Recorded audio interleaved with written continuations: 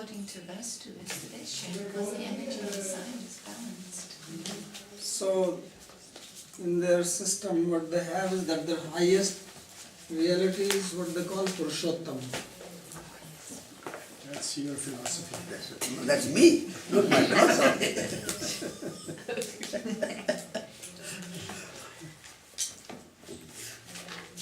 As you know that in Bhagavad Gita, there is a statement that Kshara Kshara Sarvani Bhutani Kutasthakshara Uচ্yate Uttama Purushastvanya, that beyond is the Uttama Purusha. So this is the topmost reality, which is actually Krishna.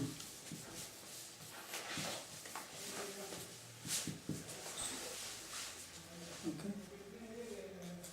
And he is the one who has all 6 types of opulences. They also speak like that. Aishwaryasya samagras viryasya asya jnanavaragyasyapi sharnam bhajatanya. So this is the topmost manifestation of absolute reality. And that second level of manifestation, when this Ananda part becomes reduced, here you have full Ananda, full Sat, full Chit.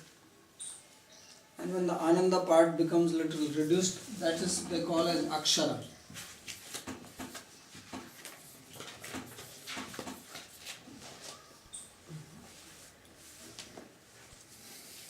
This is actually the same as what we call as Brahman, that impersonal part.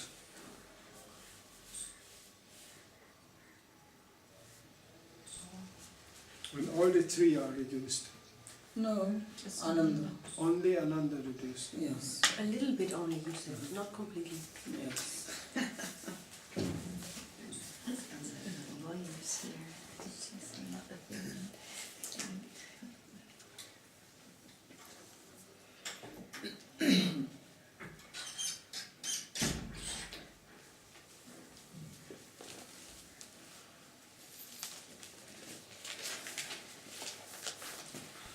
So basically this is the theory of what they call as Tirobhav and Avirbhav.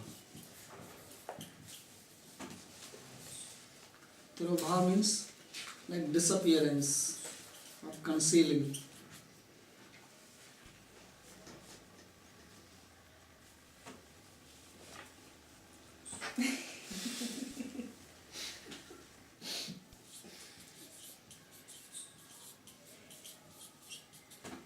And Avirbhav means appearance.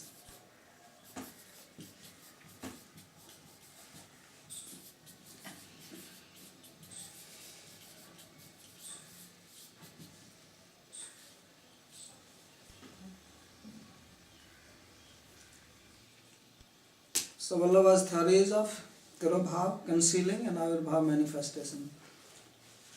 So Brahman's manifestation means withdrawing or concealing his attributes of Ananda and Chaitanya. You know, the 3 attributes of Sat, Chit and Ananda. So all this manifestation which you see, whether it is Jivas or Prakriti, it's just either something is manifest or something is concealed. That's his principle basically. So Brahman itself does the Tirobhav and Avirbhav? Yes. That Brahman is Akshara, which Yes. is less than that. So Yes. not the Purushottam. Purushottam You missed this part. Now we talked about Brahman, but actually the highest reality is Krishna, which is called Purushottama. And second level reality is called Akshara, which is one with Brahman. And then all the manifestation and unmanifestation, they happen from Brahman only. Krishna is separate. Therefore, if you remember, in his last 3 verses, he was saying that Krishna has nothing to do with it. Remember, he was saying like that. When they asked him, he said, he's not bothered. So it's actually the Akshara Brahman which is doing. And this is also called Avikrit Parinamvad. You have studied Sankhya and we spoke about Parinam or modification. that Prakriti becomes modified, Mahat Tattva, all this. So, and it is called Avikrit. It's again a oxymoron if you see this word. Avikriti means without modification and Parinam means modification. Modification without modification. Means that Brahman actually does not transform himself, yet things are produced by Avirbhav Tirobhav. Same Satkaryavad idea, manifest and manifest. So without going to modification or transformation, Touched by the Yes. change. Is it some kind of Achintya Veda Veda? Chup.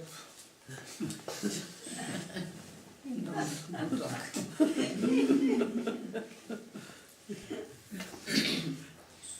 No, it is not Achintya Bheda. Because they are not saying that it is Achintya. Veda, everyone has to accept. You cannot do without it.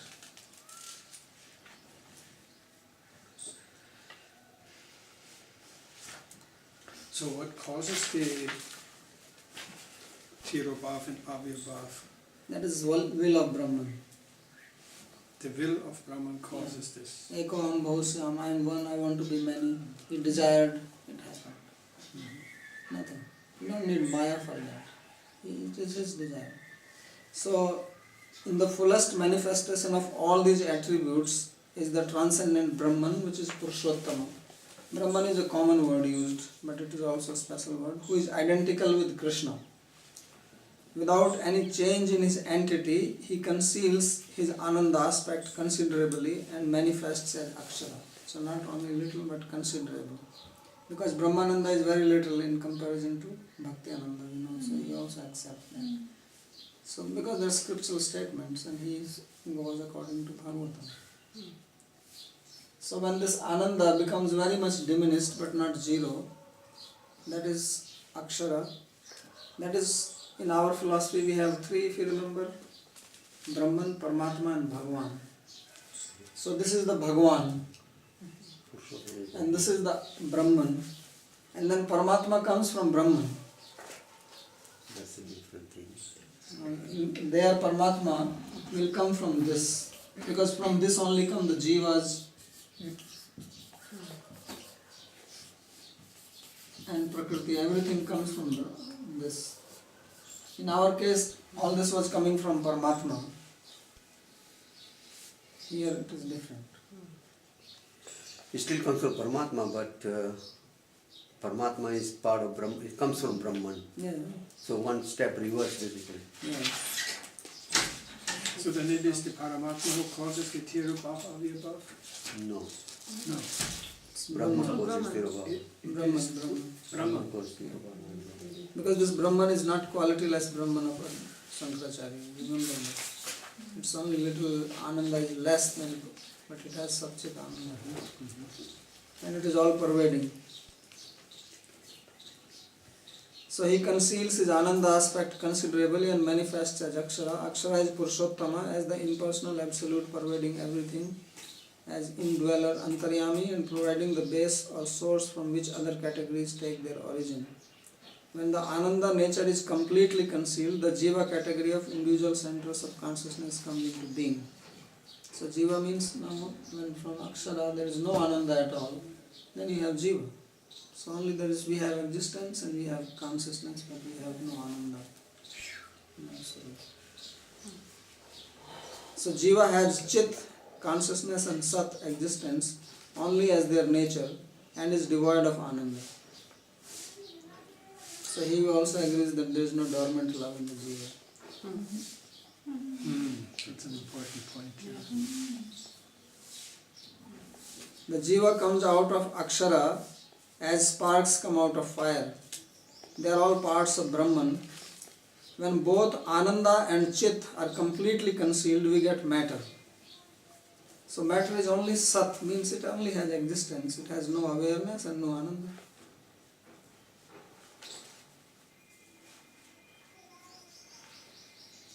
And it is devoid of Chaitanya and Ananda.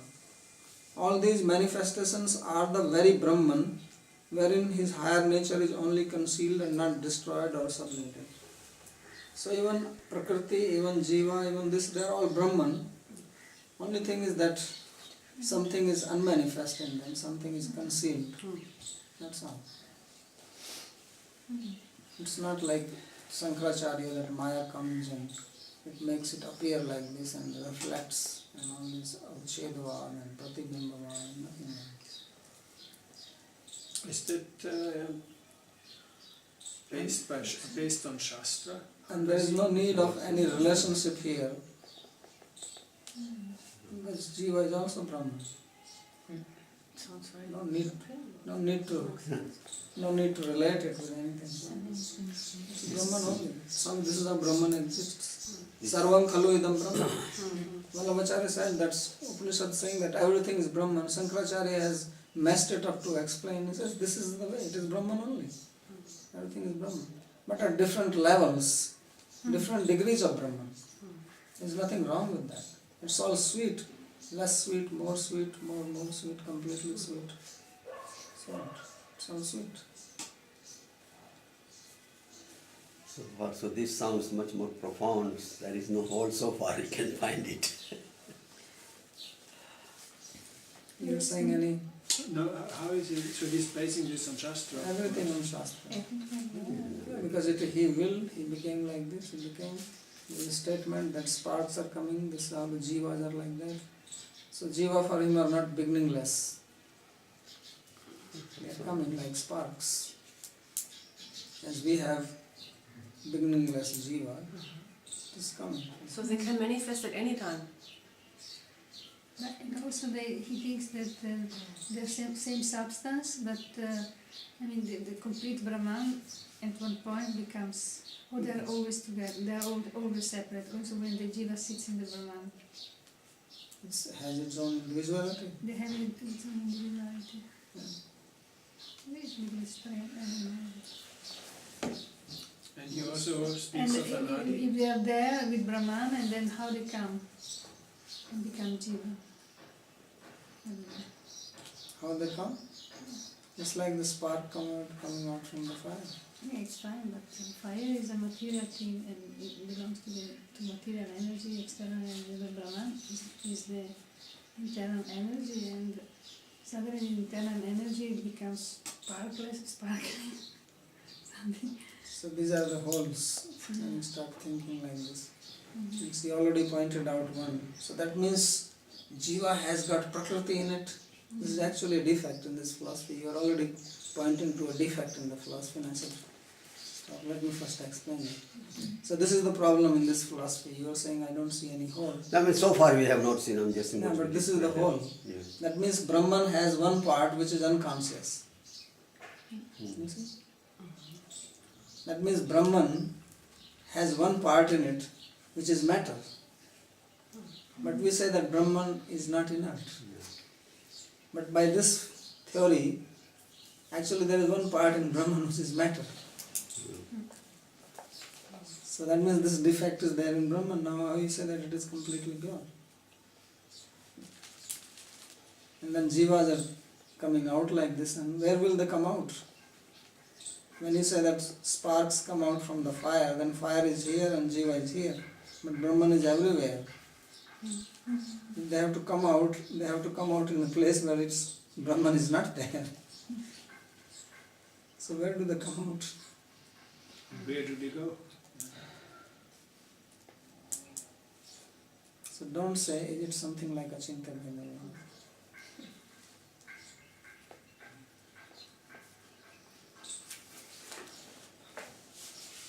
What did you say? The second thing, jiva comes out from Brahman. That's Yeah, because coming out from Brahman means what? Whereas Brahman is everywhere, right? yeah. It's all pervading. So it comes out, where does it come out? Wherever it goes, it's already Brahman there, everywhere. What do you mean coming out? It has to be differentiated from non-Brahman, otherwise it couldn't be a spark. But when we say he has three types of energies, okay, energies can mix with one another, there's no problem. But it is the same Brahman. So that jiva, is it Brahman or not Brahman? So you say, well, it is Brahman. So then what does it mean it comes out? Other problem also comes because if Brahman cannot be modified, it's so here is saying Brahman is nuances modified.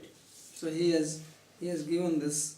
The elimination of the Advaitin's Maya will expose Vallabha's doctrine to the criticism that the Brahman of his system is a mutilated being. Yeah, Means that's what it says. you are mutilating it. Mutilated. Some part of his being chopped off, You're breaking it down from cutting. cutting. Mutilating, okay. Mutilating. Some part of his being chopped off as jivas and some chopped off as prakriti. Yeah, make khichdi. I don't fully understand when you're saying, and it seems a little bit like cheating when they are saying Brahman is not this, he's not this. I don't understand. In English, that's a rhetorical device. It's called litotes, and it's something that's used for emphasis. So if you say, he's not short, you're saying he's tall, but it's almost emphasizing it more than just saying he's tall. So I don't understand how they're getting around saying that Brahman is not this, and saying that he thus has no attributes because he's like above and beyond that. Maybe I'm just not understanding it. Because they don't make any positive statement about Brahman. But by making a negative statement, Then what do you understand? You only understand it is not this, but what is it? but then Suppose I say that here is some, couldn't you say he's not anything? that also they cannot say because he is something. He has existence.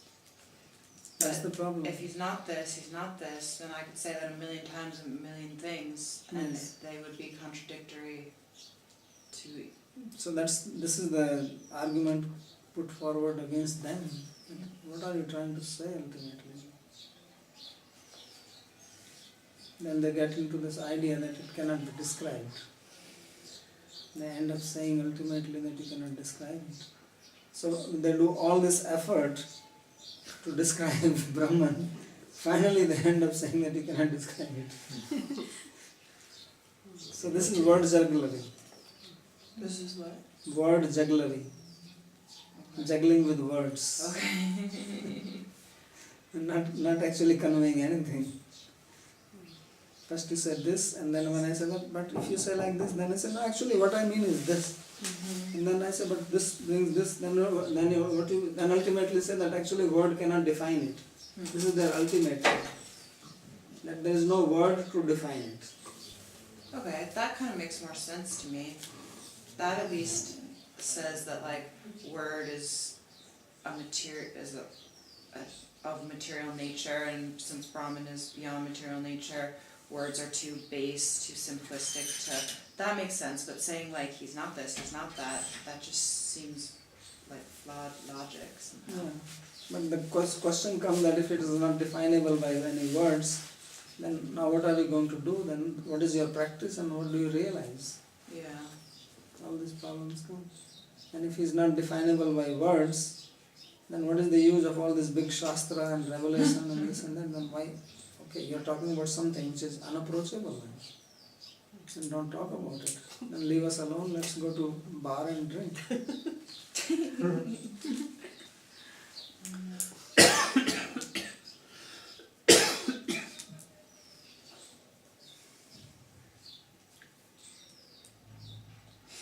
You understand? Because as I have been saying that here in India, philosophy is not just for the sake of talking. It has to give us some viable means to realize it. That's why the word is used, darshana, not philosophy. Darshan is not a proper, the translation of darshana is not philosophy, really speaking. Philosophy means love for knowledge. Yeah. It has to be like a means to get there. So if you can't even explain to me where I have to go, then what do you say? Yeah. And you just confused me. Well, it's beyond all. You talked a big thing about Brahman. The first very sutra of Vedanta says that now is the time to know Brahman. And then ultimately, what are you telling me? That you cannot know it. So I write this Vedanta sutra and then do this all big analysis, bring Maya into picture, and Pratibhimbavad, and Parichedavad, and Adhyasavad, and Abhasavad, and Adhyarop and this theory, that theory. Finally you end up saying, well actually you cannot say anything about it. That's very discouraging and it doesn't So high. satisfy my inquisitiveness. About the constitution of Brahman and constitution of Jiva, then also it shows that Jiva cannot be of the same substance of Brahman. Brahman somehow is something in between. No, it is same substance, but one part is not there. I don't see what it is. The Ananda is not there. Substance is same, but not completely. Obviously. That's no problem.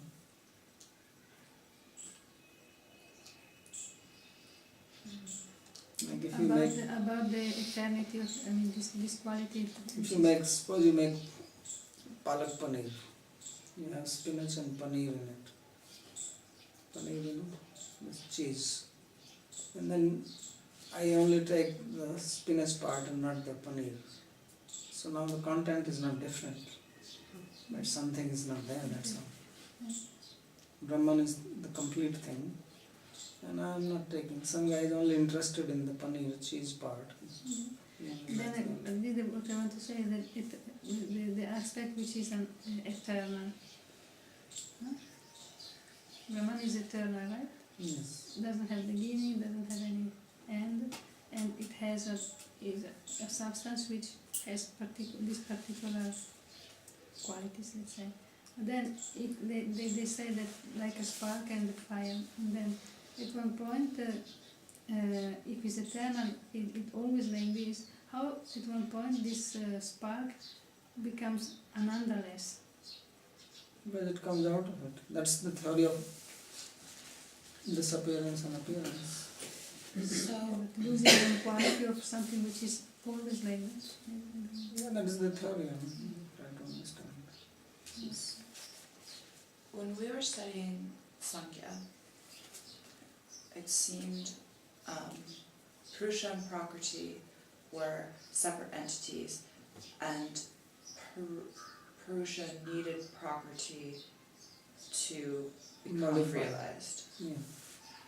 However, here it seems that I'm like picturing it more like a progression, like the Sat is more basic, the Chid, Jivas are, have both of these components, but lack Ananda, so it's like the Jiva allies with Ananda, reaches the supremacy of Brahman, but all of those more basic components are still a part of Brahman, and that's a pretty huge difference from Sankhya. Yeah, Where, it's different from something.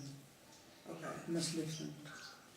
So in terms of like realizing or reaching the ultimate goal, whether you call it Brahman or Purusha, like how does that differ in terms of the path that you take? Because here the path is the path of bhakti. Okay, It is only possible through devotion, not otherwise. okay, Not just realizing that I am not Prakriti or I am not this body. You have to actually have devotion to God. okay. Whereas it's less conscious in Sankhya? In Sankhya there is no bhakti. Okay, There is no, they don't talk about bhakti or grace or any of these things. They don't even talk about God. right, yeah. So that's so much different from that.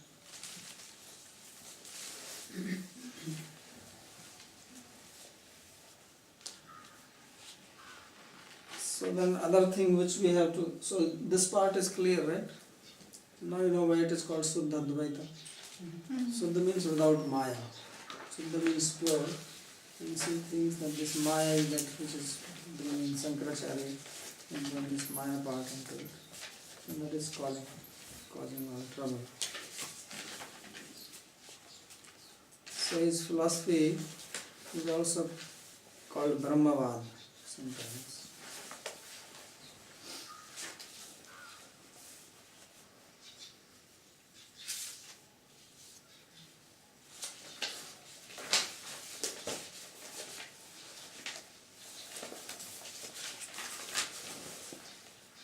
So Supreme Brahman or Purushottama This is the Supreme Brahman.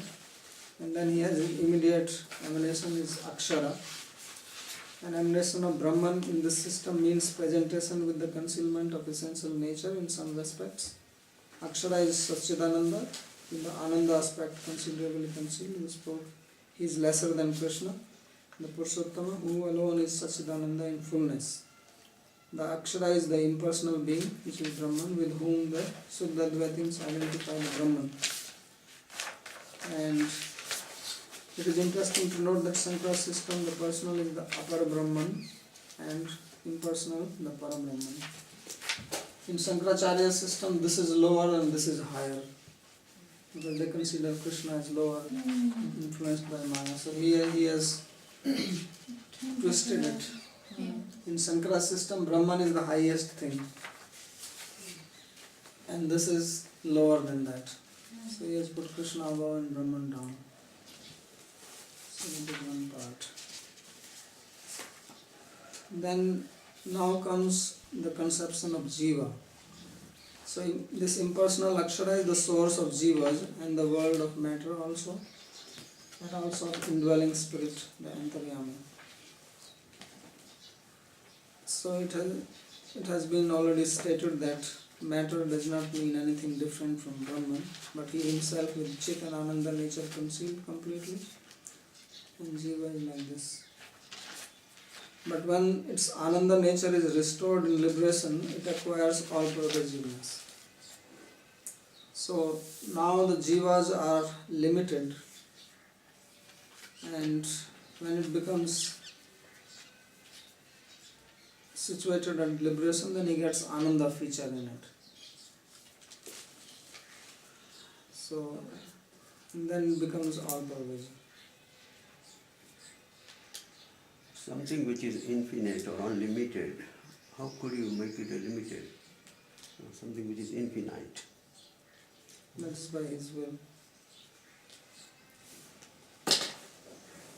That is by his will. So now the concept of three types of jivas, this is also like Madhvacharya, he also says that there are three types of jivas. But he has a different concept. And these are called Pushti Jiva,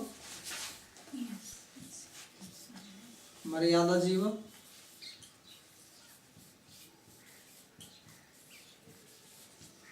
and Pravahi Jiva.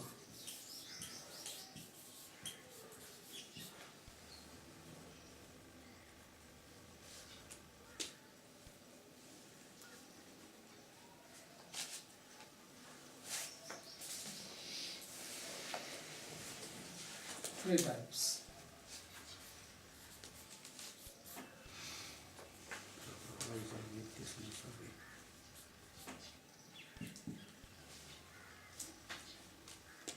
So Pravahi Jiva, the number 3, they are the lowest. These are the people who are not interested in anything spiritual. Nitya Sansari then, in one sense? Yeah, they are like the Nitya Sansari of Madhvacharya. He doesn't have tamo yogyas that who go to hell and live in hell. He doesn't have that concept of going into hell eternally. But he says that there are some jivas which will remain in the material world. They may go to heaven, they may go to hell, they may come back here and keep on rotating. Because heaven and hell both are part of the material world. You do some pious activity, good activity, you may go to heaven, come back. So these are the people who just like to remain. Yes. Pravaha means flow. So they remain in the flow of birth and death. And they will not become liberated. Ever? Yes. And this is by the will of Brahman, how he They are like separates. that only. Like that only. In India we say, we are like that only. Famous statement. We are just like that only. Why this noise going on? We are like that only. Why you people throw all this garbage on the road? We are like that only. So they are like that only. It's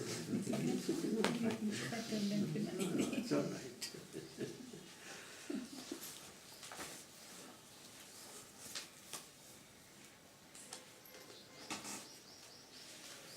So then we have this Maryada.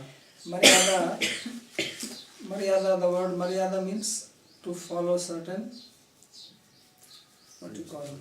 Rules. Moral ethics. Decorum. That is called Maryada. So among the jivas with divine tendencies, Maryada types are those who believe in self-effort in spiritual matters. So these people think that to make myself spiritually advanced or liberated, I have to do effort myself. That is the important point. It is by my effort that I can become liberated. So I have to do asanas, pranayam, jivananda, something. Can I ask a question? Does a conscious being,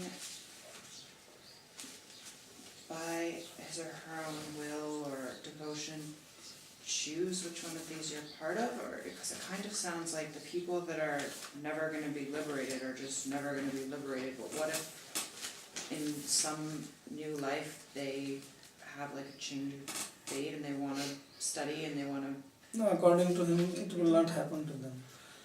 They will, even if you tell them, they will not be impressed by it. Like So sometimes you speak to people, some people take interest and yeah, it sounds good and they give you a desire that I want But to do. take interest is free will.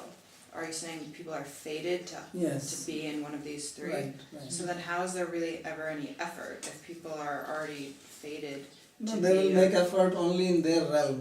These people will make effort only to be in the material world, to enjoy here. They use their free will only within that limited field.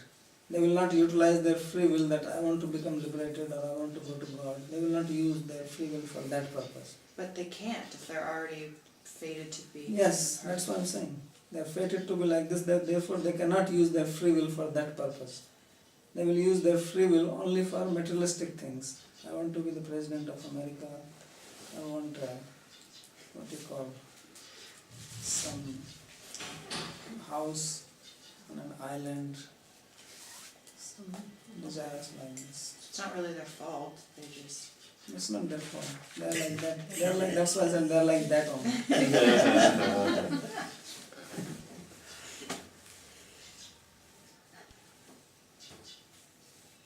So this is their situation.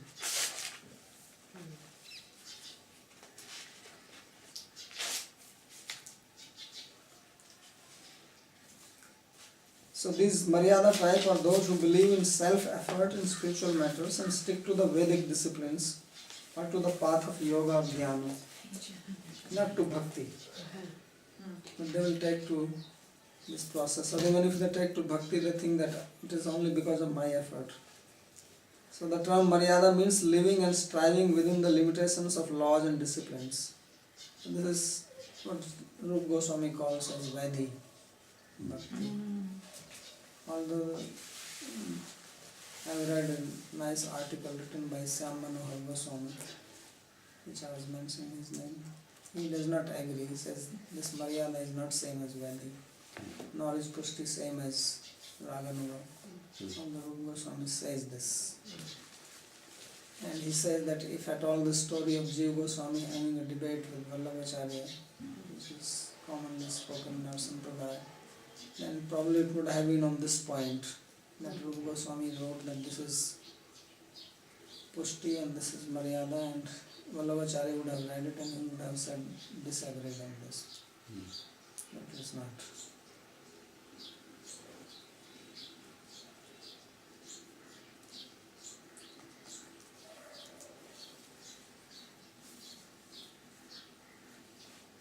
So believing in the efficacy of their own effort, they meticulously observe all rules of conduct and strive assiduously to practice the sadhanas laid down in the scriptures. By this they evolve spiritually and attain to emergence in Akshar Purusha. So they attain this Sayujya Mukti, which we call Sayujya. So Akshar Purusha, which has been described as the immediate emanation of Krishna, the Purushottama. The Maryada Jiva attains the Savji Mukti? Yeah. They cannot attain to Krishna, which is Sachidananda in his fullness. He is attainable only by the Pushti people. So that also is a difference to Vaidhi Bhakti, because Vaidhi Bhakti Yes. is... That's why Samana Goswami was saying that it is not same.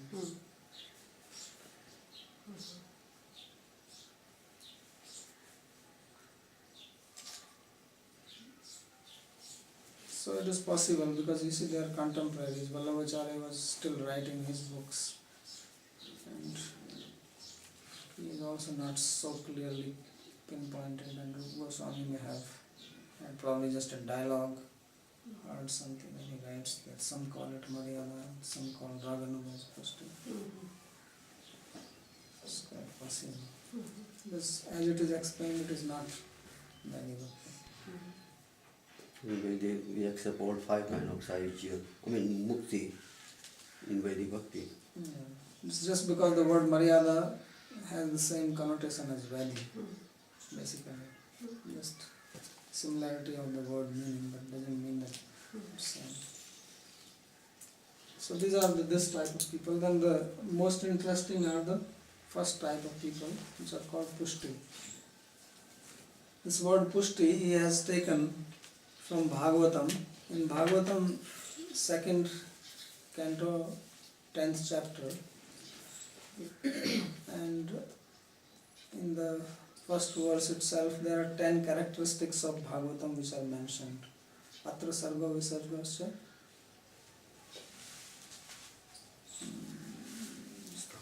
Sthanam poshanam utaya. So poshanam is mentioned there. Poshanam. It comes from the root push to nourish.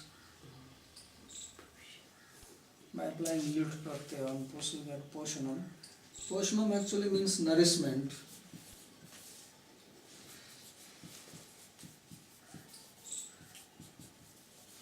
But in the same chapter of Bhagavatam, after 3-4 verses, it is described Poshanam tad anugraha. That Poshanam means the grace of God. So these Pushti souls are those who depend purely on the grace of God, not on their own effort. They say that it is only by the grace of God that we will get Krishna, and only these Pushti souls can get Krishna,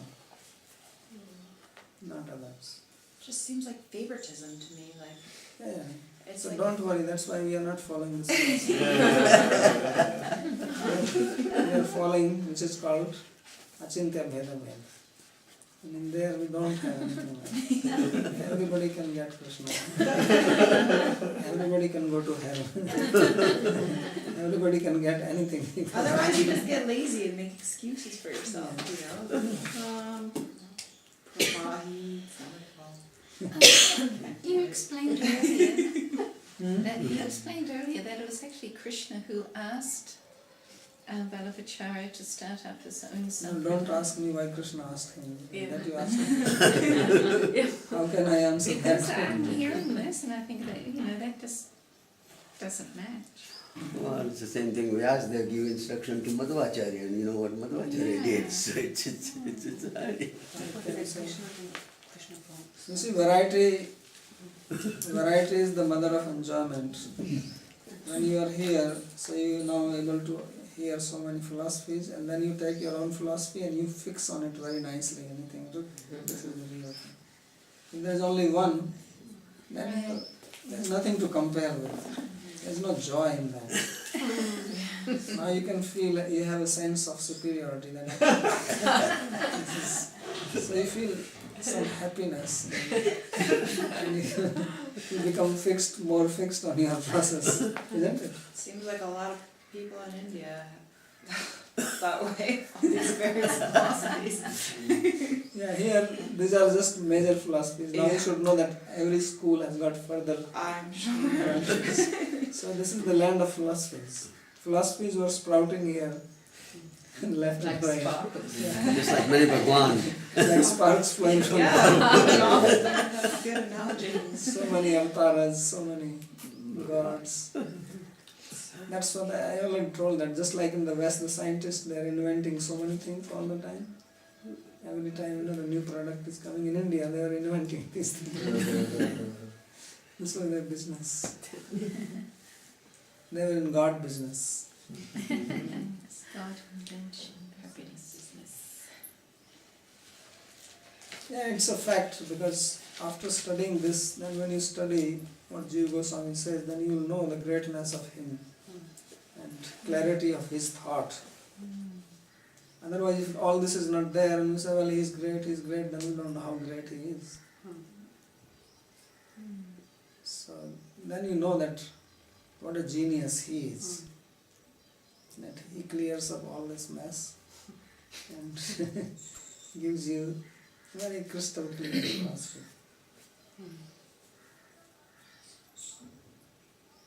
So that's why we have Jiva Institute. Now you understand? Now I understand. And Jiva Institute has a very great responsibility. It took me a whole month, but now I get it. So it was a well thought name given to it. And we have this responsibility to understand this philosophy and also give it to others. This is our life, this is our dedication. That's why we are living here. Otherwise, you get lost in this, and then you're thinking, am I Pravahi? So let me just enjoy. Just like telling it's in my genes. All the time these scientists are coming over, this is stupidity. It means you're telling me that there's nothing I can do about it. Well, as a human being, I can do something. The genes are having influence, but genes are not gods. They are not superior to me as a conscious being. We have studied now in Sankhya that there is Purusa and there is Prakriti, and Purusa is superior. After all, genes is part of Prakriti. But if I want to be a slave of Prakriti, then there is no problem, you can be.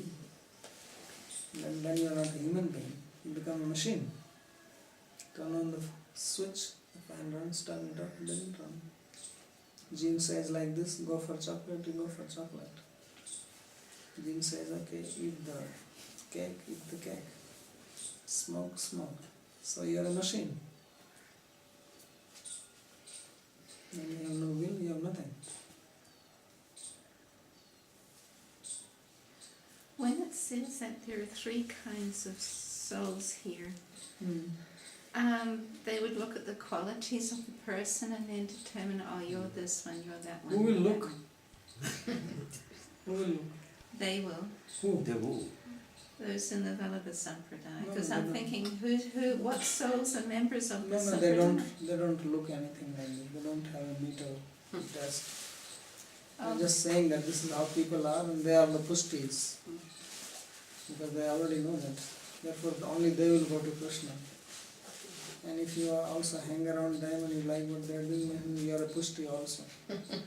Okay, so only Pushtis are members of this Yeah, Sampradaya. that's right. It's a Only very exclusive clan. pushtis will come to them. Come to them. Do they accept other members of other sampradayas also as pushti? Like No, in our sampradaya, would they? I don't think so. they consider Maryada, everyone else. Then you will be in some Maryada. Maryada. Even though it's Raganuga, they wouldn't They accept. What don't Raganuga? accept. They don't know Raganuga like that. I'm Maryada in my family. I don't wonder it's not enough to One quick question using this Maryada. Mariana distinction, Mm. because we talked too about ultimately everything coming from grace, but us receiving grace based on our effort, and I'm coming to understand that as not so No, much no, from no. our effort, but this The grace is the not feeling based that- on effort here. right. No, I understand that, but speaking from Gaudiya philosophy, Yes. that based on us receiving grace, then there being inspiration from that grace to act, and then Right. there being more grace. Yes. So the key distinction here is, in looking at all of these things, is the intention, the sankalpa, is not that our effort is actually getting us anything, it's just in order to please the Lord. Right. And That is the sankalpa, that all I want to do is please the Lord. In which time, though, then some of these other schools then can be a part of that. What is that? Yoga or jnana could be an Yeah, they aspect can of be the utilized. bhakti, could be utilized in They can be utilized. Everything has value when you have that sankalpa. Yeah. Just remember that. Everything is given by God. Yoga is also given by God, Sankhya. So it can be used for God if we have that clear understanding and that clear resolve in our mind. But when we don't have that clear understanding and resolve, then we take these things independently, and that's where the problem comes. Because it's all meant for Him.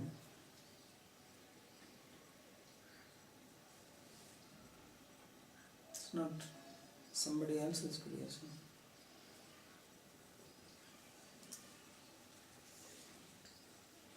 So the jiva on whom the choice of God falls is called pushti, or divinely nourished soul.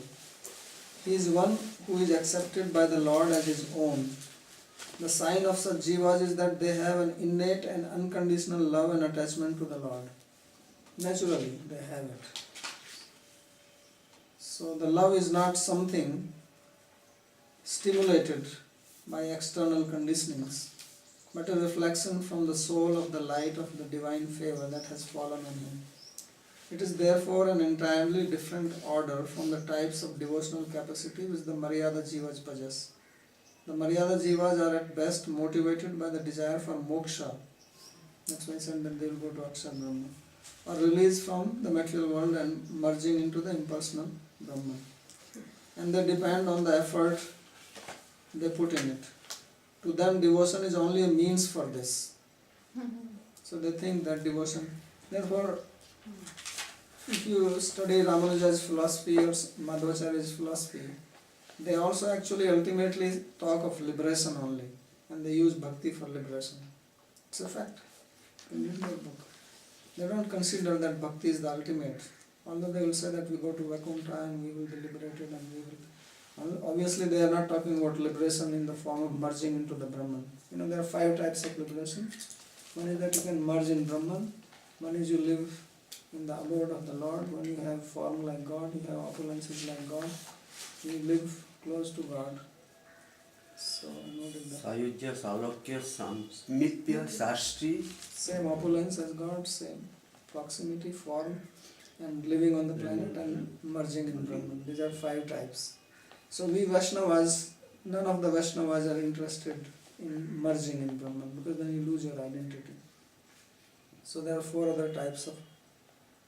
But in Gaudiya Vaishnavism, our philosophy, we don't want even any of these 4 types of liberation. We only want love of God. So he's saying that this Maryada type, they want liberation, and that also merging in Akshar Brahman. That is the type of liberation they want. That's what he's saying. But how can he say that? Hmm? And how can he make that claim if obviously followers of other sampradayas do not say that? I mean, we would never say that, but if they consider us as Maryadas, it doesn't match. What do you mean? They consider everybody else who's outside of Pushti to be having the desire to merge into Brahman. That means they think that we all desire mukti, but we do not. That's not our idea. Yeah, then you are not Maryada, so don't worry. I'm just trying to understand how they justify these categories. Well, let me tell you that in this Pushti there are again categories. There is a Pushti Maryada, Pushti Pravahi. Okay, that makes So then sense. you will fall in somewhere. You may not be Pushti. So Pushti are only there. Then there are Maryada Pushti, Maryada Pravahi. And there are Pravahi Maryada, Pravahi Pushti. There is a lot of. Some more variety in there. There's one book written by Vallabhacharya, one small one like that. Pushti Vivek or something.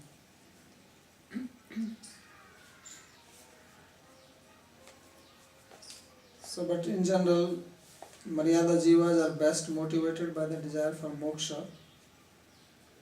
But if they are, say, Maryada Pushti, and instead of thinking of merging in Brahman, they may like to go on the planets. That's the right Okay, way. that makes a little more sense. To them, devotion is only a means for this, but for the Pushti Jiva, devotion is both the means and the end. So Vallabhacharya also accepts that prema is the Pancham Purushartha. Although we think that only we accept, but I have read it is in his commentary, Bhagavatam, where he says that prema is fifth, beyond liberation. And you can accept that because liberation is only in Akshar Brahma and going to Krishna is only prema. They don't count this as liberation. If they count it liberation, then they I think also call it Sayujya, but the meaning of Sayujya here means to be with him. But that's what the also meaning of Sayujya. Yuj means to be with, united. So to be united with him in love, that is also another meaning of Sayujya.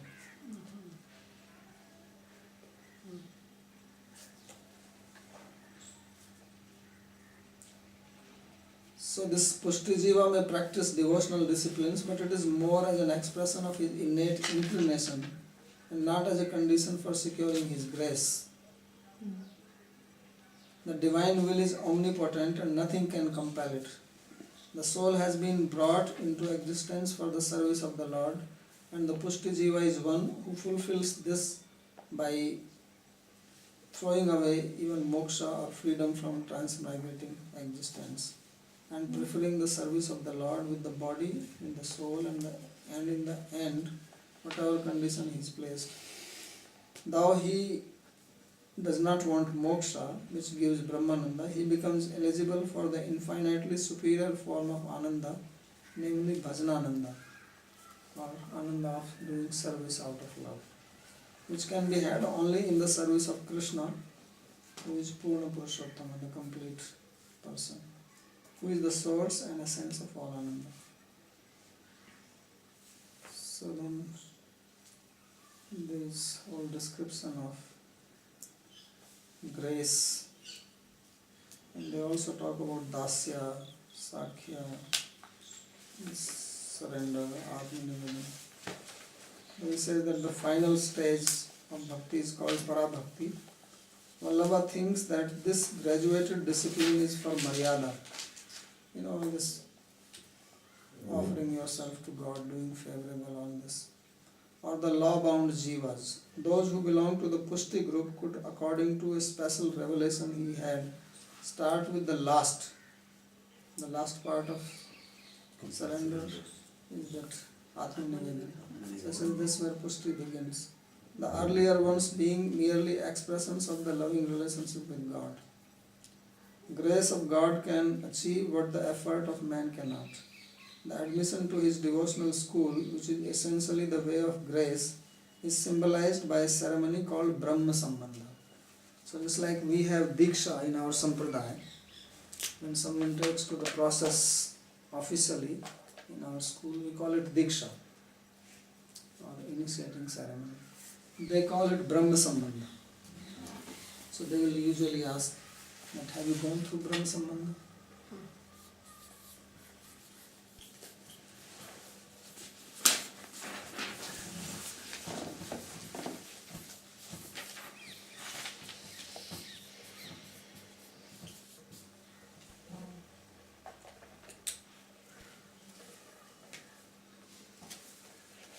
It means the same, basically. Or? Yeah, but they get a mantra, Sri Krishna Sharanam Mama. This is the mantra which Krishna gave to Vallabhacharya.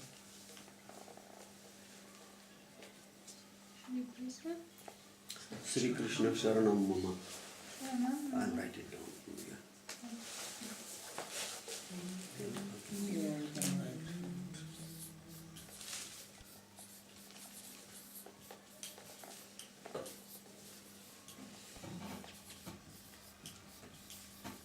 We take shelter of Krishna, right? Krishna is my shelter. Krishna is my shelter.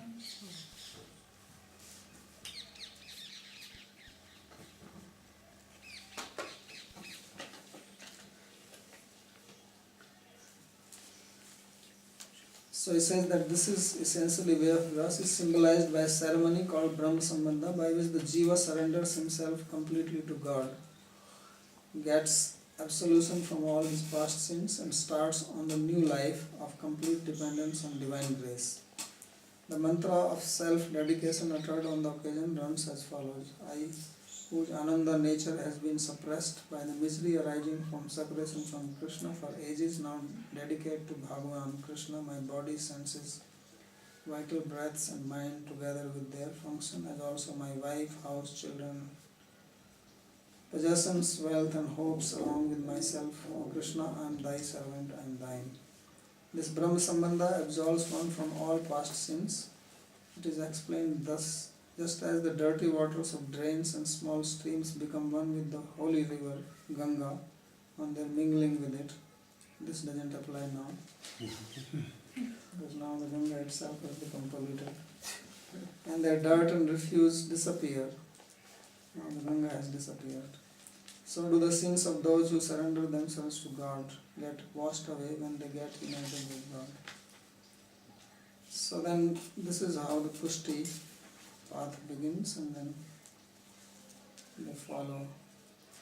How is it that they have past sins? Because it was described that they have innate and natural love for the Supreme Lord. Innate. Yeah, but unless they have taken to the process, they are also living in this material world. They have the potential. They have those jivas who have that mark of Pushti in them, means that they are qualified for Pushti path. There is nothing else will appeal to them, but they have to go through the process. They have to come in contact with the Pushti Guru, take Brahma Sambandha, surrender, and that's it. So Vallabha also accepts, let's say, his Pushti mark Vallabha superior to a Brahmana? Yeah. Yeah.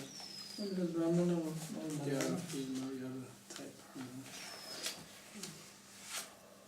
But it does not say that you give up. That is another interesting thing, that in Pushti Sampradaya, they also perform sacrifices, and that's why I even wrote commentary on Purnimansa. So we continue with that, but they don't ask you to give up that you are not a Brahmana or anything like this. You continue in the society, but you are a Pushti. So then of course there is a lot of stress about serving God's form.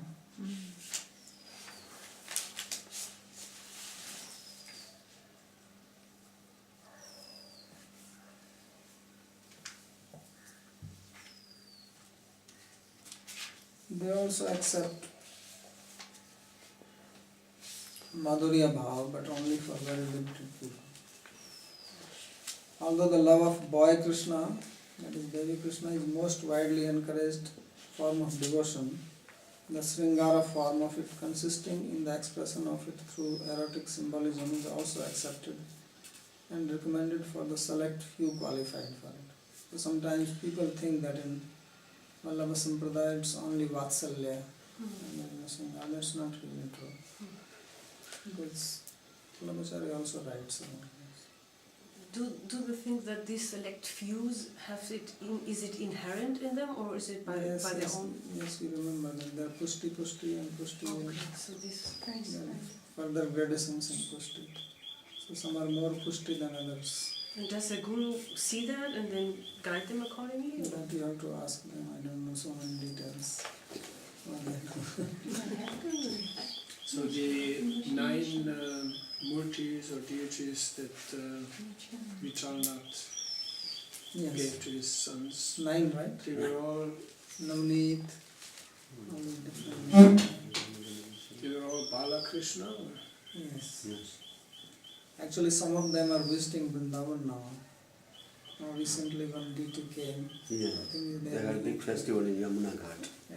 in Visram Ghat. Yeah. For also travel. past few years it has become like a sort of a tradition that some of these deities are coming to Braj, because they were originally here, and then from here they went to Gujarat. And now maybe 500 years afterwards these deities are coming, and when they come here there is a big festival of these Pushti people, and they take them around to different places. So they say that Lord is finally desiring to visit us, he's feeling separation. And he's coming here. So one was recently, I don't know, because till today he's there, because they saw photographs. Yeah, it was in So these were the original.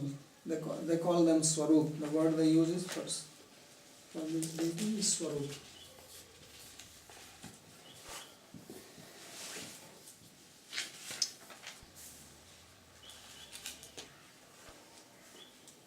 So this is in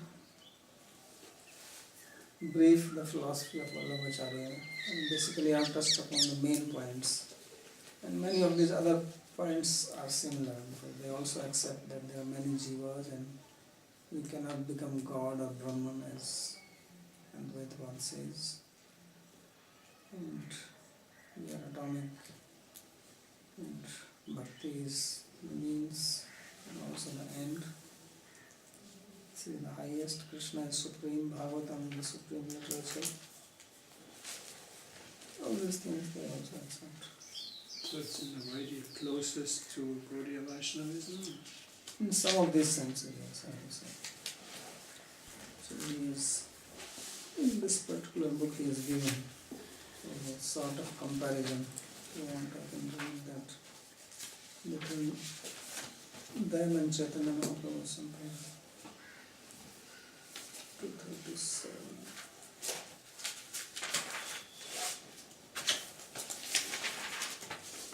So, Vallabhacharya and Chaitanya Mahaprabhu, let's read this to end. Chaitanya was one of the acharyas of Vaishnavism, a contemporary of Vallabhacharya. Historically, his Vaishnavism is associated with the Madhva school.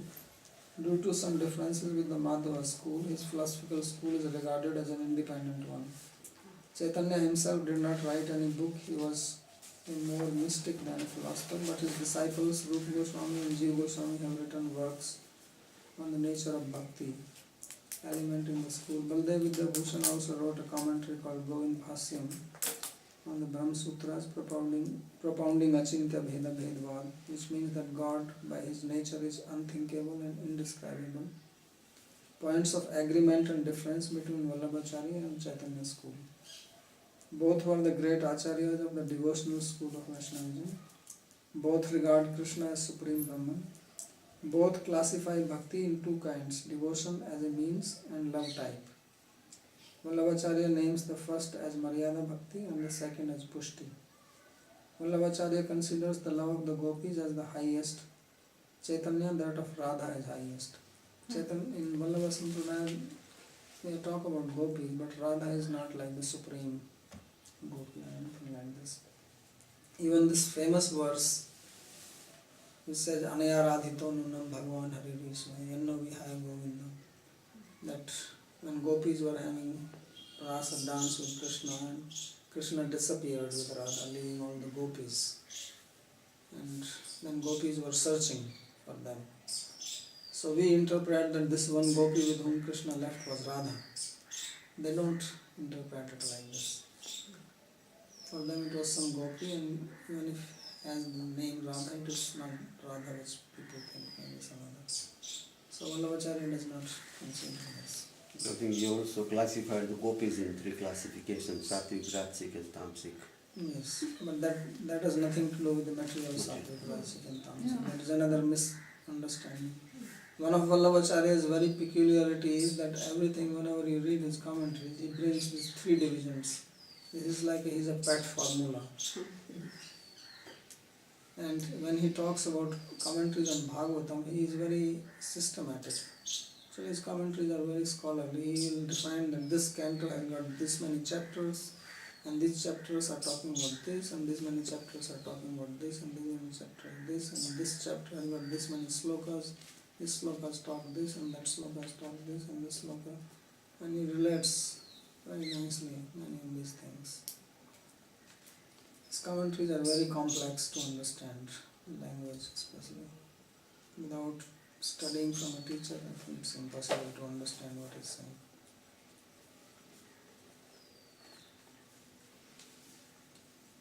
So he considers gopis as the highest but not Radha.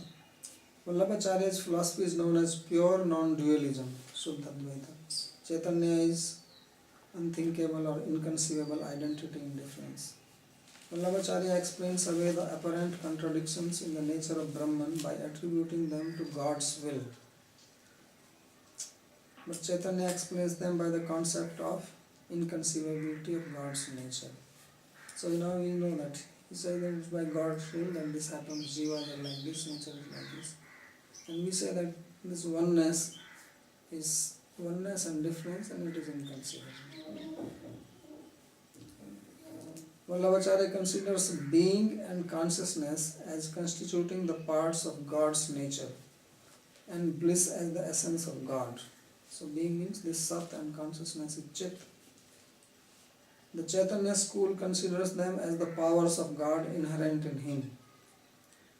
Besides these unthinkable powers, God has external powers called Maya Shakti and Jiva Shakti. So our philosophy we have three types of Shakti: internal, external and intermediate. God's form is qualified and all His powers are His qualifications. Both agree that the souls are many and they emanate from God like the rays from the sun. Both think that world is real. This message is coming. To both, liberation is the state in which the soul enjoys eternal love of Krishna.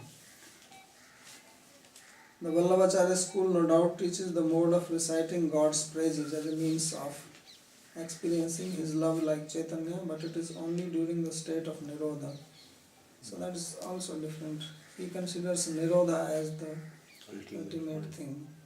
Is For us- Nirodha like Nirodha and like the Yoga Sutra? Yes, that is dissolution of world is also called Nirodha, but he has another meaning of Nirodha. The highest form means everything else comes to an end and you are only in love. In the state of suffering pangs of separation from God, even that is discarded as a hindrance. The Chaitanya school lays stress upon it as a means of experiencing love for God. So this is some of the points he has mentioned. So with this we will end. What were you reading from in that? It's the book on Vallabha's philosophy.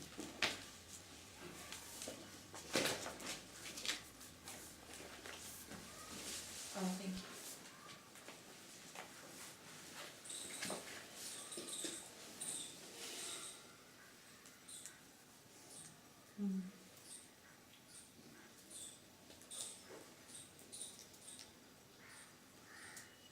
So we do not speak about Chaitanya Mahaprabhu's philosophy, of course, in between it came, but just to give at least few minutes.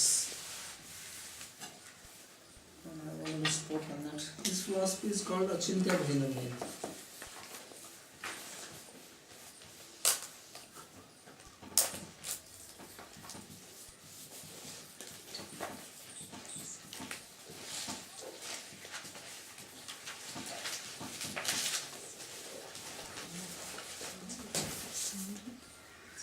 And as you all know that Achintya means inconceivable, Bhed means difference, Abheda means non-difference.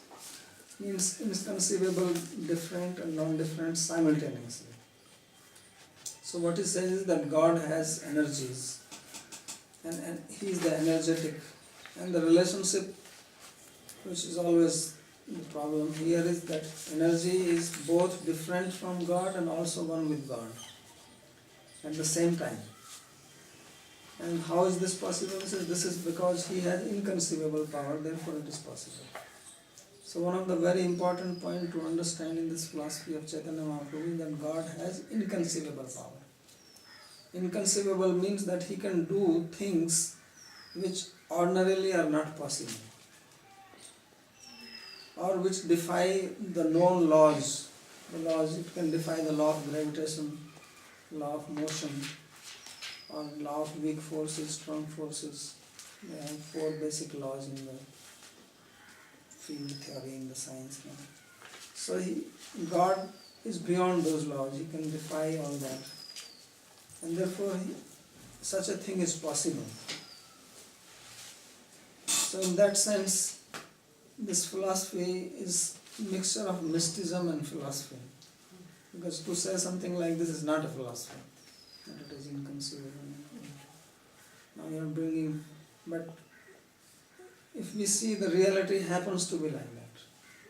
Reality cannot be grasped simply by philosophy. After all, God is not something which is within the jurisdiction of human mind. Otherwise He is not God. He must have some features which are beyond human mind. So that's why this word achintya is very important, because every other philosopher has tried to explain it by using something which we can understand with our mind. And we have seen that these problems arise.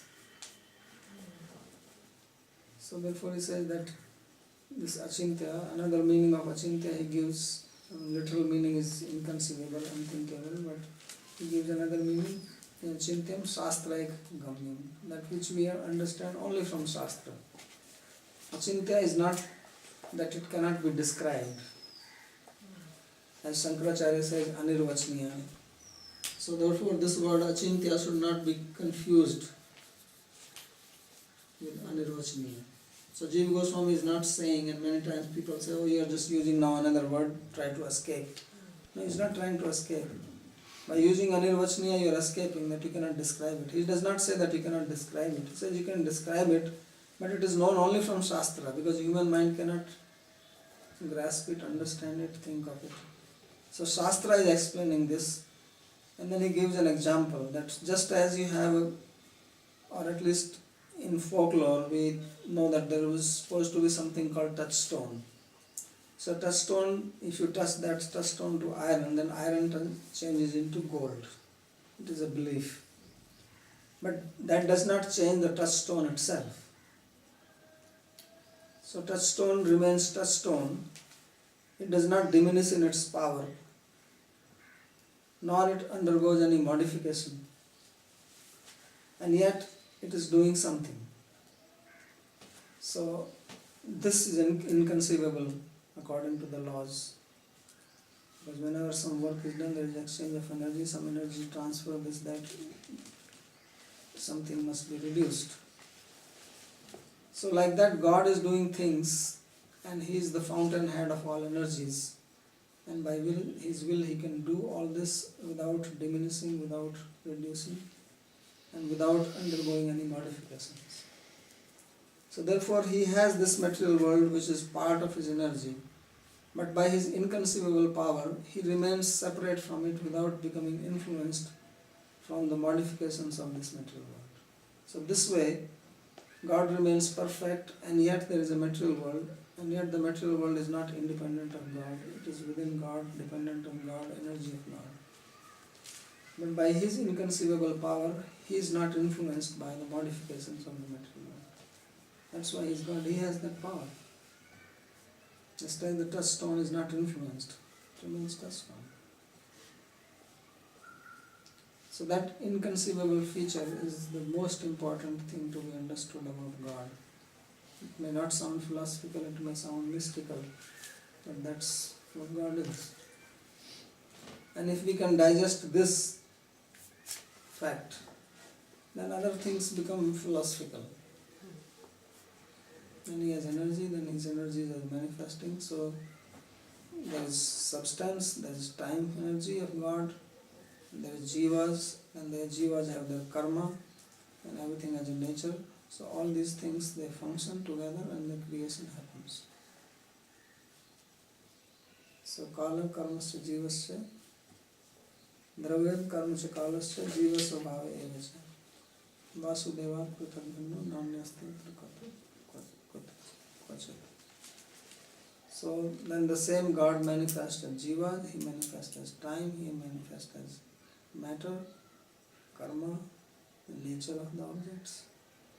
And when things are happening, and all this is explained, how things are made by His will, then He also expands He has got three main features, Brahma, Paramatma, Bhagavan, which I have spoken. Bhagavan is Krishna and he himself. I think you missed that part. And then Brahman is the all-pervading feature. So none of the things in the Shastra has been denied by Jiva Goswami. He accepts that, but he explains it in a different manner. So he says some Shastra, sometimes they are talking about Brahman, sometimes they are talking about his Paramatma feature, and sometimes about Bhagavan feature. It's not just one Brahman only. He talks about Swabhava, then whose Swabhava is there? You quoted that verse. Swabhava of the material elements. Swabhava of the material elements. And in case of Jiva, it's Vasanas, which gives his Swabhava. So, Sadrisam Cheshtate. So every substance has its own Swabhava then. Yes.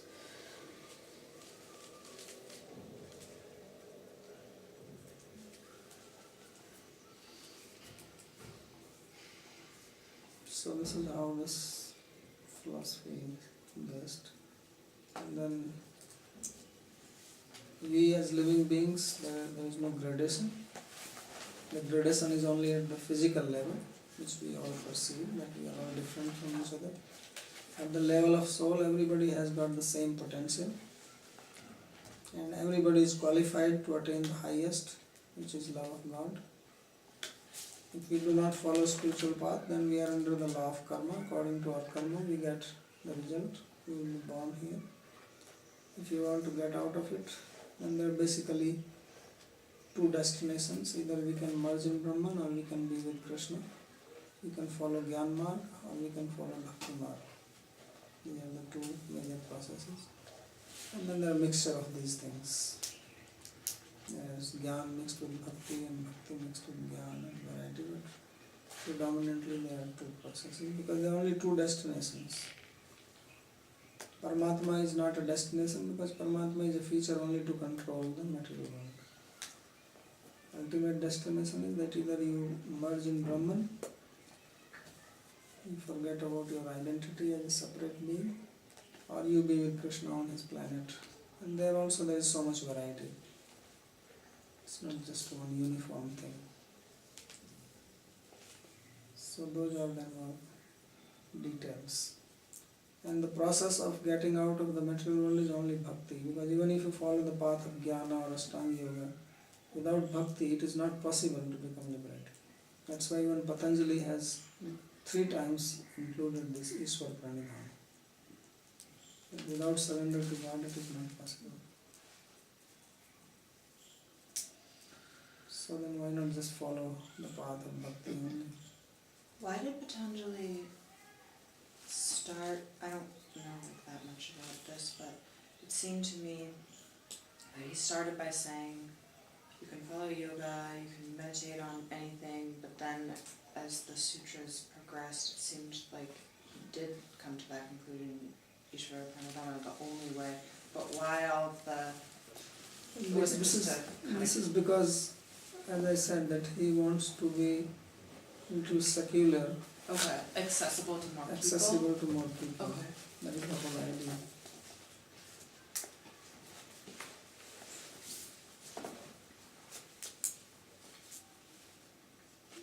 Let's break for lunch.